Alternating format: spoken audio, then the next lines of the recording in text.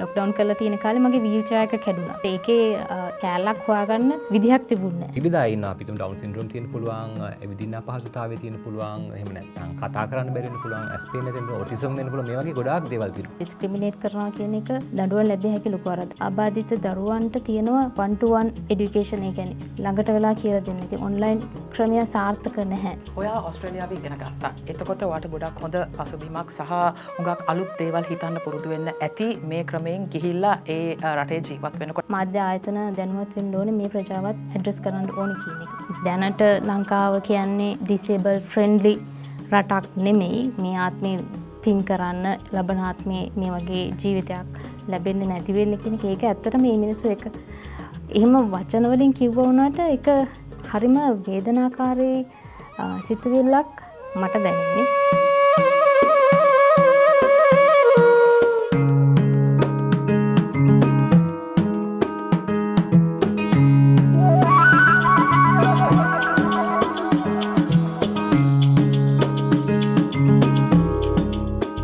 අයිබෝන් අපි ඉතින් තවත් හෙළිදරව් වැඩසටහනක් ආරම්භ කරන්නට අද දවසේත් මේ සූදානම් වෙන්නේ මමත් තනුජත්. අපි දන්නවා අපේ සමාජයේ ඉන්නවා මේ ආබාධ සහිත පුද්ගලයෝ. දැන් ඕක ගත්තොත් එහෙම අපිට පුළුවන් විවිධ අය ඉන්නවා. අපිට ඩවුන් සින්ඩ්‍රෝම් තියෙන පුළුවන්, එවිදින්න අපහසුතාවය තියෙන පුළුවන්, එහෙම නැත්නම් කතා කරන්න බැරි වෙන පුළුවන්, ඇස්පේන් නැති වෙන, ඔටිසම් වෙන පුළුවන්. මේ වගේ ගොඩාක් දේවල් තියෙනවා. මේ කොරෝනා කාලේ සිද්ධ වෙච්ච එක විශේෂ සිදුවීමකුත් මතක් කරන්න. එක්තරා පොලිස් මුරපලකදී දරුවෙකුට පහර දීලා තිබ්බා හොඳටම. වටේ මිනිස්සුත් ඇවිල්ලා එකතු වෙලා ගහනවා. ඒ ඔටිසම් සහිත දරුවෝ. ඉතින් අය වෙනස්. අපි මේ සමාජයේ අපි දන්නේ නැහැ අනික් අය පිළිබඳව.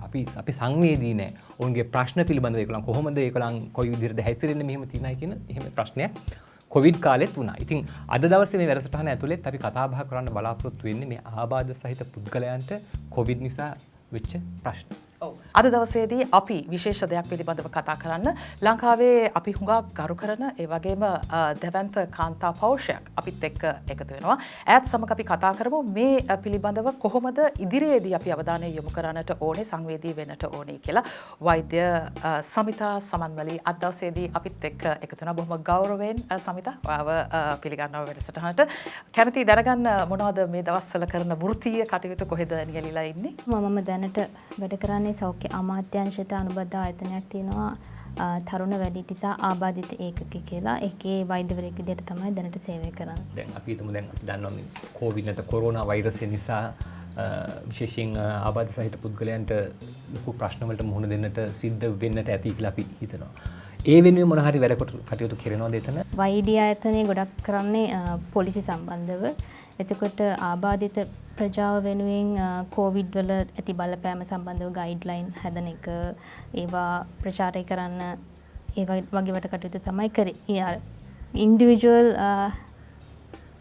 උදව්වක් ඒ හරහා වෙන්නේ නැහැ. රට ෂට් ඩවුන් කරලා තිබිච්ච වෙලාවේ නැත්නම් මේ තවමත් මේ තියෙන තත්ත්වයේ යටතේ ආබාධ සහිත පුද්ගලයන්ට මුහුණ දෙන්න සිද්ධ වුණු ප්‍රශ්න ඇති. ඒ පිළිබඳව දැනුවත්ද? ඇත්තටම ආබාධිත සහිත ප්‍රජාව කිව්වහම විවිධ කැටගරිස් තියෙනවා. එකක් ඇවිදීමේ අපහසුකම් තියෙන කට්ටිය, විෂන් ඉම්පයර්මන්ට්, පෙනීමේ දුර්වලතා තියෙන කට්ටිය, කතා කිරීමේ දුර්වලතා තියෙන කට්ටිය. ඉතින් මේගොල්ලන්ගේ ප්‍රශ්න එකිනෙකට වෙනස්. දැන් උදාහරණයක් විදිහට ගත්තොත් එහෙම පෙනීමේ අපහසුතාව තියෙන කට්ටියට තියෙන ප්‍රශ්න ඒගොල්ලෝ හැම දෙයක්ම දැනගන්නේ අල්ලලා. ඒකට ඒගොල්ලන්ට තියෙන රිස්ක් එක වැඩි COVID-19 වගේ දෙයක් එන්නේ ආසාදනය වෙන්න. ඒ වගේම ඩෙෆ් අයට ඒගොල්ලන්ට ගොඩක් ලාවට sannivedanaya කරන්නේ සයින් ලැන්ග්වේජ් එක. සයින් ලැන්ග්වේජ් එකේදී මූණ අල්ලන්න වෙනවා.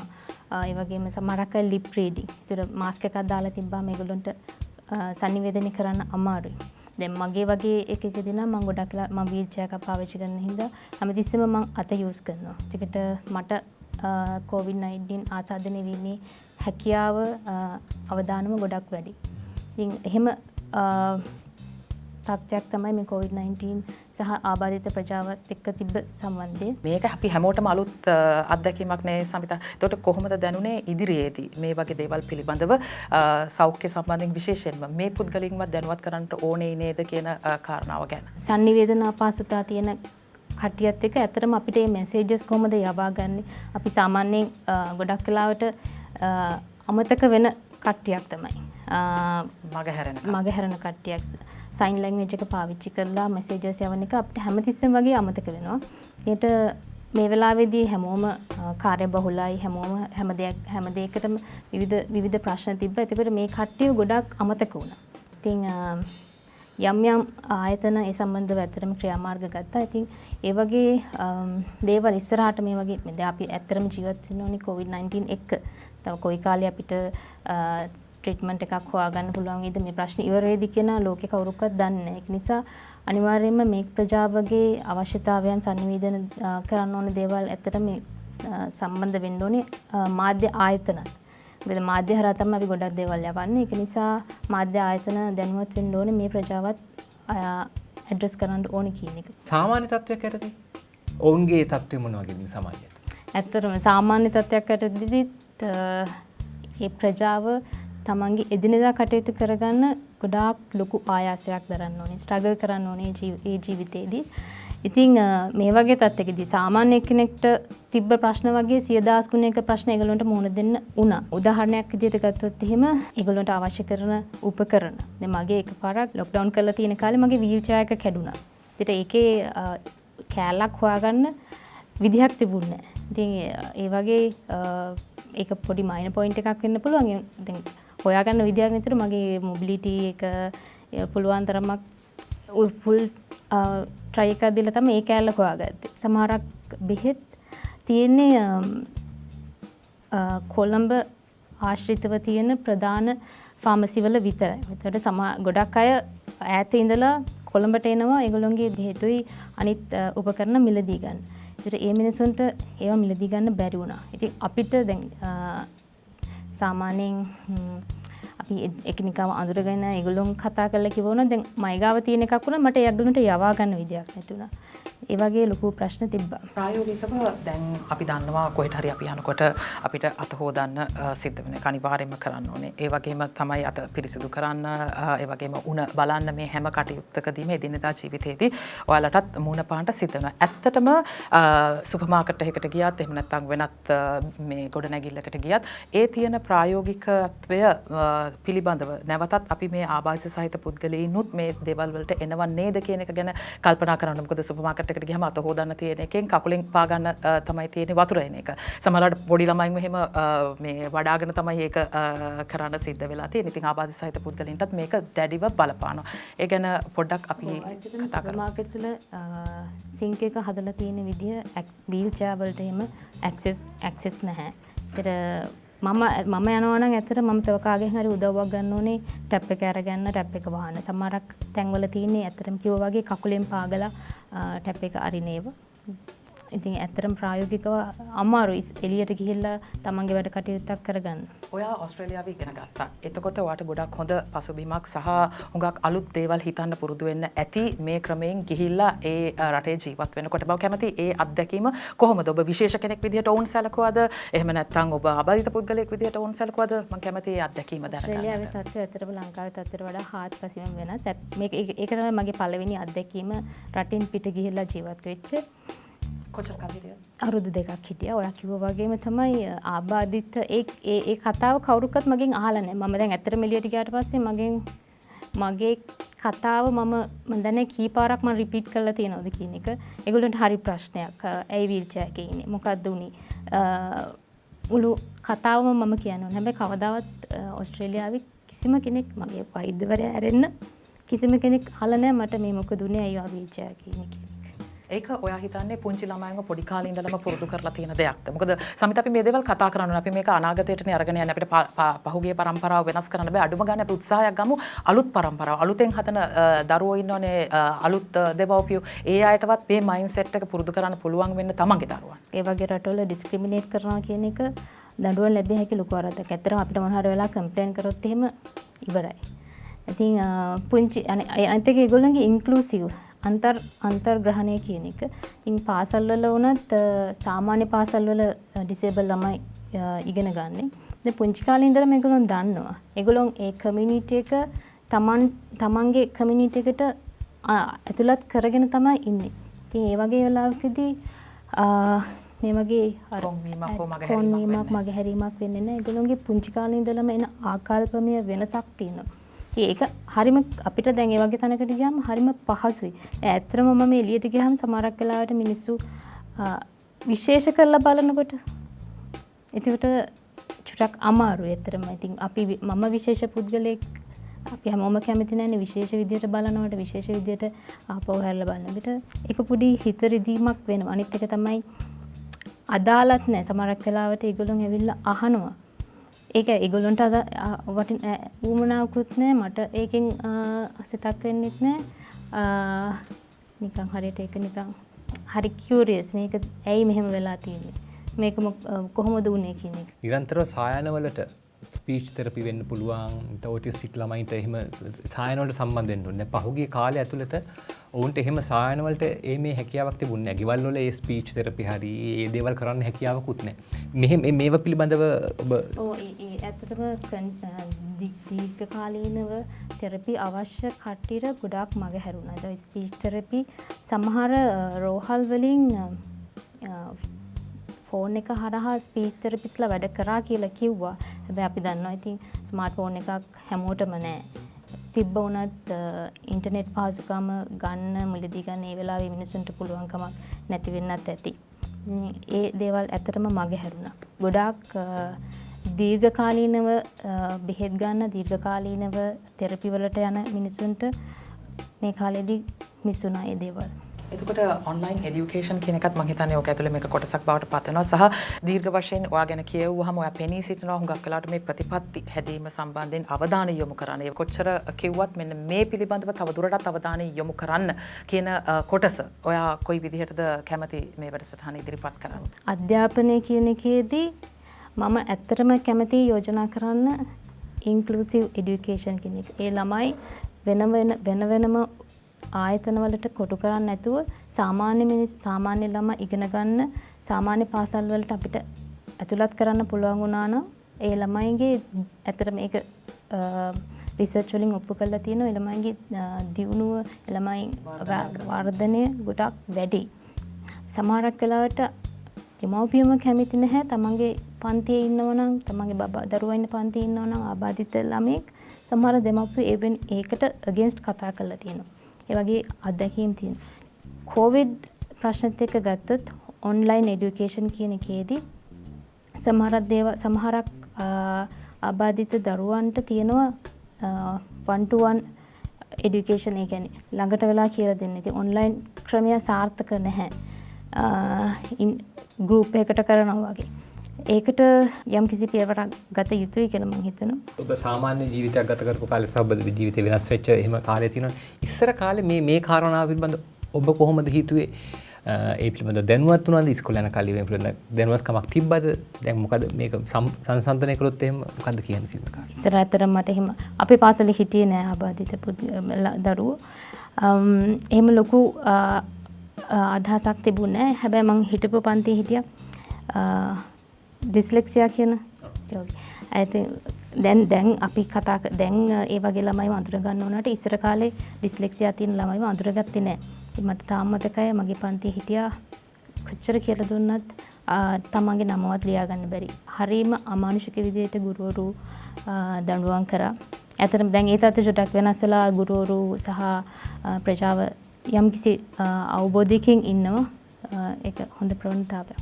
අපි දන්නවා සංත ගොඩක් කලාවට එක නිර්වචන මේ වෙනුවෙන් ගේනවා. එක විශේෂ දිනවලදී ඒ අයව ඇගීමට ලක් කරනවා. ඒ වගේම ප්‍රතිපත්ති සකස් කිරීමේදී ඒ වෙනුවෙන් පෙනී සිටිනවා. ඇත්තටම ලංකාවේ එදා තිබුණාට වඩා යම් විදිහක හරි ප්‍රවණතාවයක් තියනවාද මේ ආබාධිත සහිත පුද්ගලයන් පිළිබඳව කටයුතු කිරීමේදී සහ දේවල් ක්‍රියාත්මක කිරීමේදී? 2016 වසරේ ලංකාව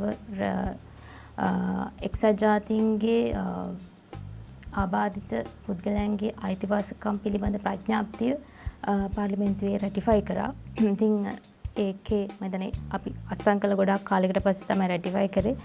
ඒකෙන් අපේ නීති රාමුවට මේ අයිතිවාසිකම් ඇතුළත් වෙන. එතකොට සංසන්දනය කරාම දැන් අපි ගොඩක් වෙලාවට මේ දේවල් ගැන හිතනවා. ඒ වගේම accessibility කියන එක ප්‍රවේශ පහසුකම් කියන එක දැන් නීතිගත වෙලා තියෙනවා. හැම බිල්ඩින් එකක්ම පබ්ලික් බිල්ඩින් එකක්ම access තියෙන්න ඕනේ ආබාධිත සහිත පුද්ගලයන්ට. ඉතින් කාලයක් යයි ඇත්තටම.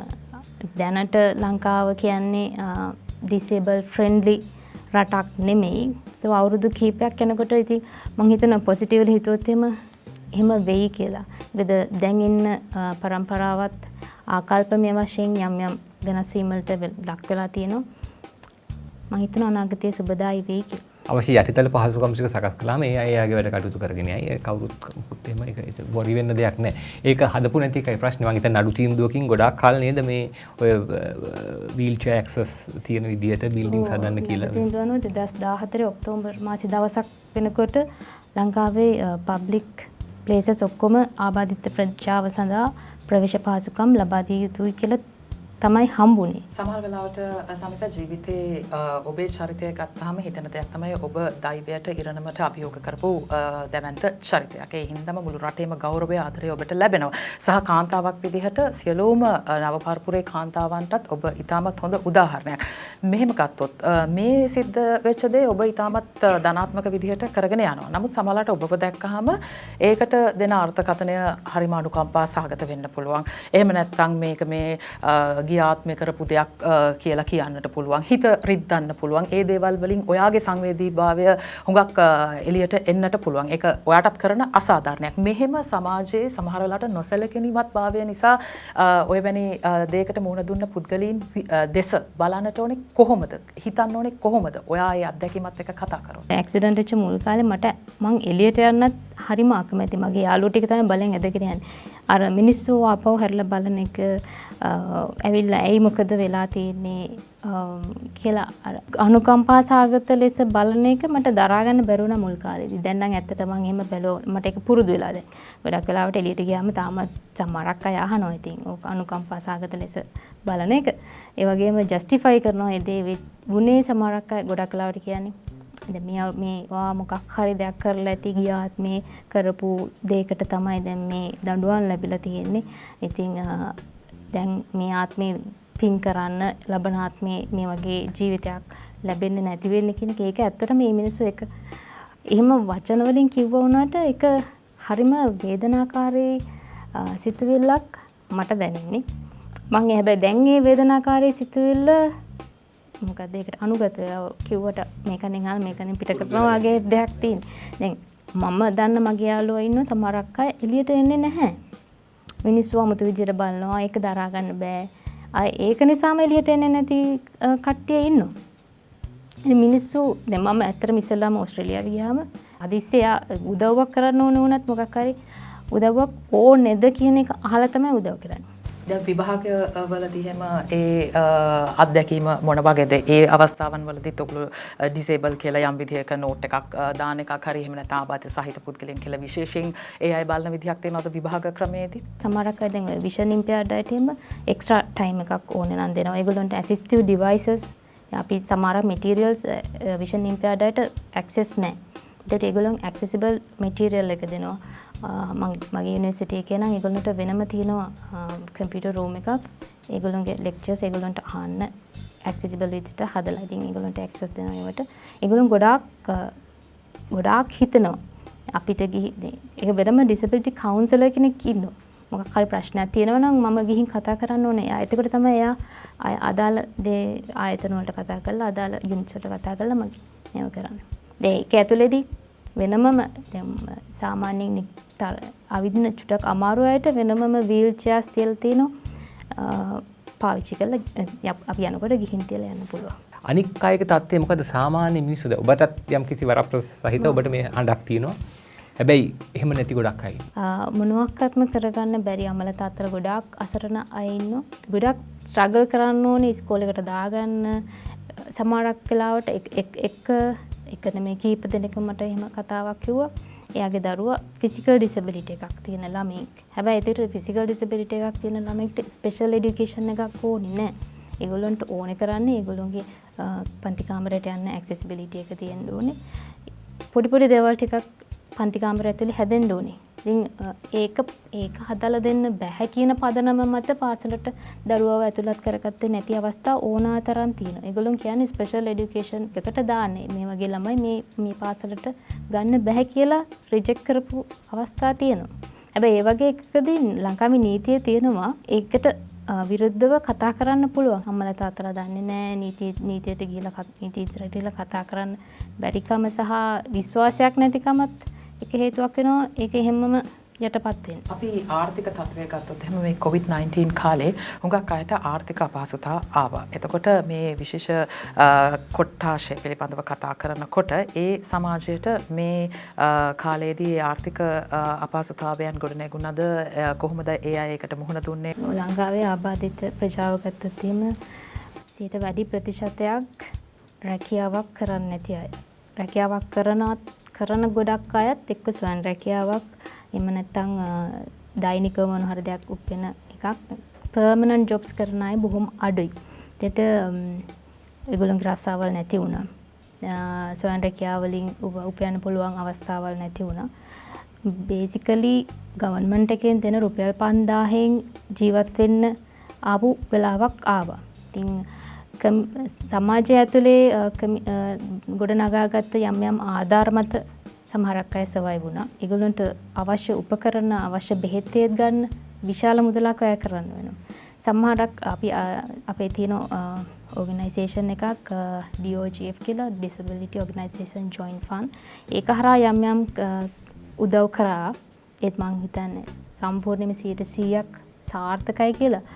ඈත පළාත්වල ජීවත් වෙන අපිත් එක්ක සම්බන්ධතා නැති ඩිසේබල් අයට සමහරක් වෙලාවට මේක මිස් වෙන්නේ නැති. බහුතරයට ඕන විදිහට හදාගෙන තියෙන ලෝකෙ.